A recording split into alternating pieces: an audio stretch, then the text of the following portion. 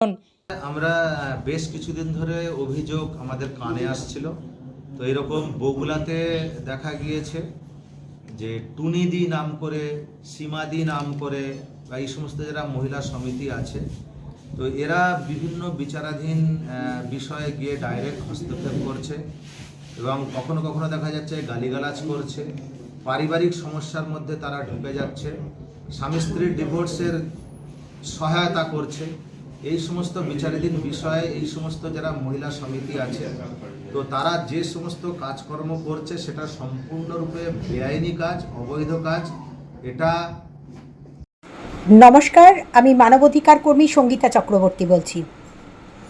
আজ একটি ছোট্ট বিষয় নিয়ে আপনাদের নজর কাড়ব। সেটা হচ্ছে পশ্চিমবঙ্গের নদিয়া জেলায় জুড়ে বেশ কিছু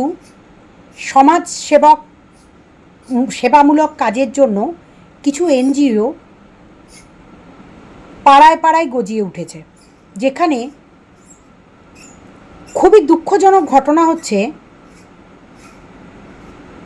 স্বামী স্ত্রীর ম্যাটারগুলো, ফ্যামিলি বা গার্হস্থ্য হিংসার মামলাগুলোতে, যেখানে কোর্টে মামলা চলছে, সেই সমস্ত বিষয়গুলোতে উইথ ক্যামেরা নিয়ে একদল মেয়েকে শাড়ি পরিয়ে তাদের বাড়িতে পৌঁছে যাচ্ছেন এবং গিয়ে দাপাদাপি শুরু করে দিচ্ছেন, ঝামেলা করছেন, অশান্তি করছেন এবং জোর করে ভয় দেখিয়ে তাদেরকে দিয়ে কেস তুলিয়ে নেবার চেষ্টা করছেন, টাকা পয়সার ডিমান্ড করছেন এবং তাদেরকে ব্ল্যাকমেলিংও করছেন। এই ঘটনাগুলো বহুদিন ধরে চলছিল। আমরা দীর্ঘদিন ধরে রানাঘাট এসপি এবং কৃষ্ণনগর এসপিকে এক টানা ইনফরমেশন দেবার পর রানাঘাট এর যে অ্যাডিশনাল এসপি আছেন তিনি জাগ্রত হয়েছেন এবং তিনি যথেষ্ট পরিমাণে সোচ্চার হয়েছেন এবং তিনি মিডিয়া বাইট দিয়েছেন। সেই মিডিয়া বাইটটি আমি এখানে আমার এই চ্যানেলে আপনাদেরকে শুনিয়ে দেব। আপনারা মন দিয়ে শুনবেন। সমাজসেবার নাম করে একের পর এক এই সোশ্যাল মিডিয়া প্ল্যাটফর্মগুলিতে ফোনপে এবং স্ক্যানার দিয়ে একের পর এক ডিজিটাল ভিক্ষার নাম করে চিটিংবাজির ব্যবসা শুরু হয়েছে এবং ক্রাউড ফান্ডিং হয়ে চলেছে। সেগুলোর দিকেও আপনারা নজর রাখুন। কোন মানুষ লোক ঠকিয়ে কীভাবে পয়সা রোজগার করছে সেটাও নজর কিন্তু আপনাদের রাখা উচিত। আমি বলবো আমাদের অ্যাটলিস্ট পশ্চিমবঙ্গ নয়, সারা ভারতবর্ষের যে একটা জনসচেতনতা বোধ এবং আমাদেরকে রিপ্রেজেন্ট যখন করার জন্য, আমাদের দেশকে রিপ্রেজেন্ট করার জন্য আমাদের দেশের প্রধানমন্ত্রী তিনি বিদেশ ভ্রমণ করছেন এবং বিদেশের কাছে আজকে ভারতবর্ষকে কোন উচ্চ শিখরে পৌঁছেছেন, সেখানে থেকে সেই দেশের মানুষরা যদি দেশের পাশে না থেকে দেশকে বদনাম করার চক্রান্তে সামিল হয়ে গিয়ে দেশের নাম করে ভিক্ষাবৃত্তি করা এবং মিথ্যা কথা বলে লোক ঠকিয়ে কিউআর কোড এবং ফোনপের মারফত টাকা নিয়ে লোক ঠকায়, তাদেরকে সমাজসেবার নাম করে যে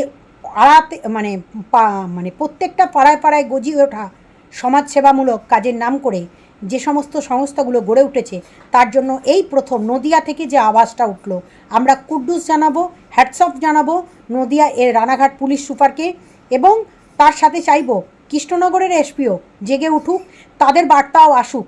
এই বার্তা আমি পুলিশের কাছে রাখলাম এবং রাজ্যের ডিজির কাছ থেকেও, আমাদের রাজ্যের ডিজির কাছ থেকেও এই বার্তাটা আশা করব এবং আশা রাখব যে তিনিও একটা বার্তা দেবেন।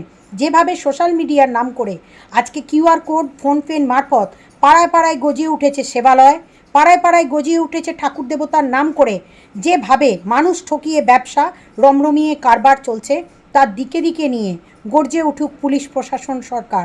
আর আমরা তাই এই সরকারের কাছে হাত জোর করে আবারও আবেদন রাখলাম আজকে যে আপনারা সেই সমস্ত সংস্থাগুলির কাগজপত্র দেখুন, তাদেরকে ব্ল্যাকলিস্টেড করুন এবং তাদের বিরুদ্ধে এফআইআর করে তাদেরকে অবিলম্বে গ্রেপ্তারের ব্যবস্থা করুন।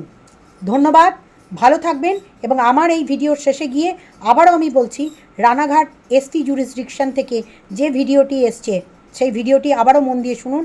যদি একটা জেলা থেকে একটা পুলিশ জাগতে পারে, সারা পশ্চিমবঙ্গের সমস্ত জেলাগুলো থেকে পুলিশ যে জাগবে সেটা নিশ্চয়ই আমরা অবগত করাতে থাকবো আপনাদের।